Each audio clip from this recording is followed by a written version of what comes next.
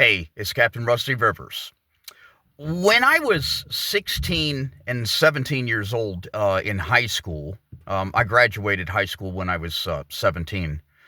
Um, I was I was in very special art programs at very special schools. I've mentioned this a time or two in my previous videos. One of the things that I created during that time period in high school is I started going to a big state-run facility that was to help and house mentally and physically handicapped individuals that ranged in age from 18 years old all the way up to 80 years old. And what I did was I established an art program, and I would go there after uh, my high school. Um, my mom or my dad would drive me and drop me off, and I would have a class where I would teach art to these folks. And like I said, they ranged everywhere from 18 years old to 80 years old, and their disabilities ranged everywhere from mental to physical. It was quite challenging and extremely rewarding. And I usually did this.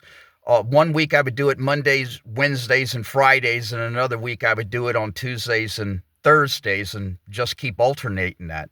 I did that for when I was in 11th grade and my senior year in 12th grade. And little did I know, somebody would nominate me for this very prestigious award. This was in Florida. It was for the entire state of Florida.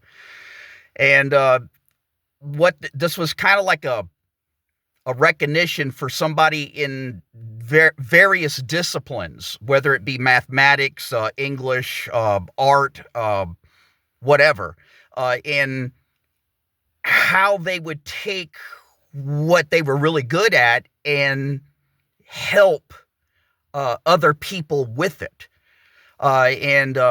Anyways, make long story short, I won the entire thing for the state of Florida my senior year. They're called the Miami Herald Silver Knight Awards. This thing is extremely heavy. And I don't care if you could read the printed stuff there on the front of the award. My ex-girlfriend and a couple of content producers on here have already doxed the hell out of me. My identity is the last thing that I'm concerned with.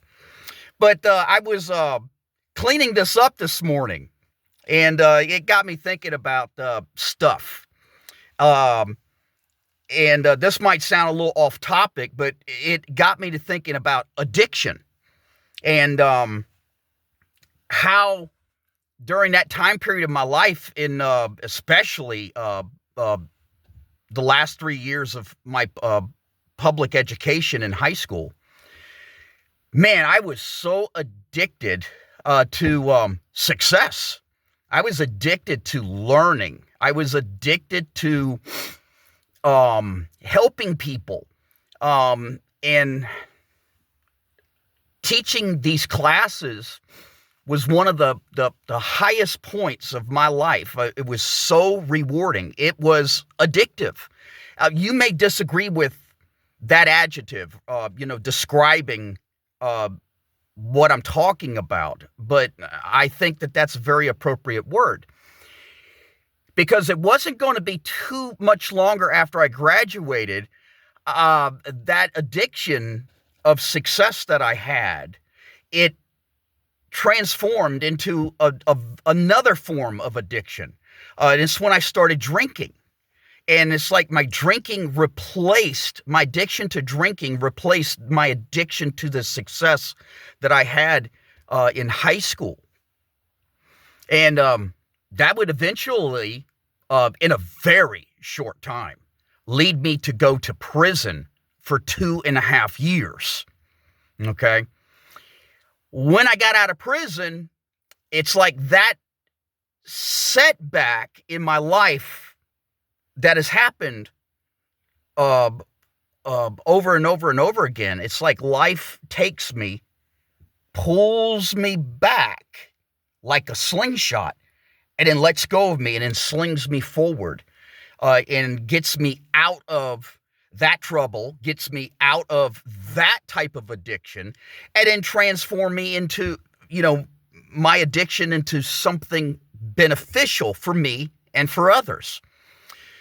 So for the next 20 something years, I became addicted to success again, even more tenacious than I had in high school, because here I was coming out of prison, in that entire mental perception of yourself and the perception that society had of me at the time, a failure, no good, a loser. Boy, I was going to prove everybody wrong. And guess what? I did. Over the next 20 years, as a young man, just got out of prison. All right. This was, over 35 years ago. I bought and fixed up rundown houses and turned them into beautiful homes. Not perfect houses, but good homes. And I built that up over time. And by 37, my accountant told me, you got $1 million on paper here, And then everything seemed to be pretty good right up until 40. Then my wife cheated on me. Then all of a sudden, that success, that general good, rewarding success, addiction that I had for building and creating and helping out other people, it got transformed once again into another type of addiction. And that's when I started chasing puniti women. And I did that. I had that addiction for a little better than 12 years. Okay. That lasted for quite some time. And the only reason that addiction was even possible was because I had built up prior to that such a vast net worth of money, assets, income, status, toys, the whole 9 yards. And that addiction just about destroyed me. Just like the alcoholism. Then I got my cancer. And the cancer was very painful. And then the next thing I knew, I was drinking again, because I couldn't take pain pills. The pain pills, one of the main side effects is to cause constipation. And this particular tumor that I have is in my pelvic region. It's almost as big as a football, and it's extremely painful. And so I started drinking again to ease my pain. Yeah, I became addicted again because I have an addictive personality. Okay. And so what you can see is a pattern here. Okay. And then if you watch my last video about my ex-girlfriend and how she's been trying to destroy me for over 2 years now, it was my ex-girlfriend and my friend. Well, he was a homeless man that I didn't know, but I rescued him off of the streets and I put him into a house, a home that I had created for men. We call it the MGTOW house. And he became my friend. It was them getting together and conspiring against me, in my weakened, drunken state. And then taking off and then trying to get me busted by the cops to go back to prison and stealing my real estate deals and, just the whole list. That was another catalyst in my life. That was life putting me into that slingshot pad and pulling me back and then releasing and then slingshotting me forward again. Okay. Um, it's incredible the things that have happened to me in my life. And the central idea through my entire life is this addictive personality that I have, addicted to success, addicted to alcohol, and addicted to puniti. Okay. Now the alcohol and the puniti just about destroyed me. Okay. The addiction to success is what has always saved me. It's what has built me, and it has helped other people as well too.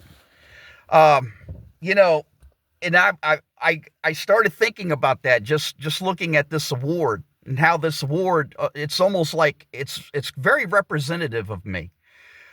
It's not quite as shiny anymore, and it's got some dull places on it that have worn over the years, but this thing is still solid, and it still represents something. It reminded me of who I inherently am, and this is what I did with those those folks in the state institution. That was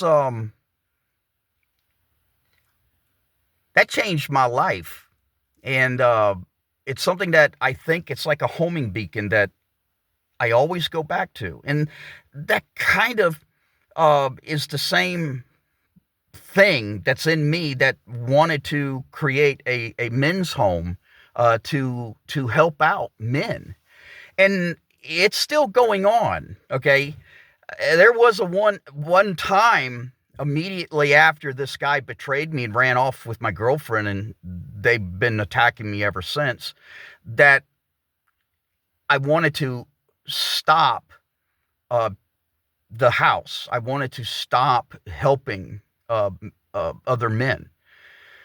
But I got past that.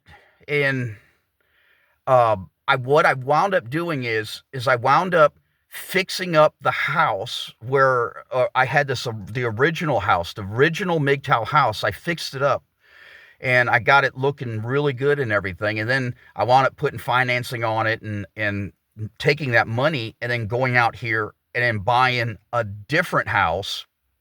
And that's currently where the new house is at for the men's shelter. And over the last 2 years, I've been drawing from men that are in my local community as opposed to online. You see, in my first men's shelter home, I was pulling from men that needed help that I met online. And so I wanted to take a break from the online pool of men for a while. But I'm getting to the point where I have some ideas that I want to do with this house. I guess this is going to sound kind of crazy, I think, but I saw a lot of problems with the first situation that I created, the first house and the first men that came through. 4 of them about, okay? 4 of the guys that came through the house, my original men's home. 2 of them successfully graduated from the house, and 2 of them, it didn't turn out so well. And one of them was one of the guys that ran off with my ex-girlfriend. And so over the last 2 years, I've been pulling from men locally that live in and around where I live, and they've been doing well. One guy just stayed there 1 month. Another guy stayed in 6 months. Another guy stayed almost a year. And since then, I have learned so much about how I want to run this thing and everything. And I'm getting to the point now where the last guy that I've had in this house up to this point, the last guy's getting ready to graduate and go about his business and start leading his own life. And I'm getting ready to face the decision which direction I want to go now. And that's something that I'm been putting a lot of thought to lately. But anyways, with that, I'm Captain Rusty Rivers, signing out.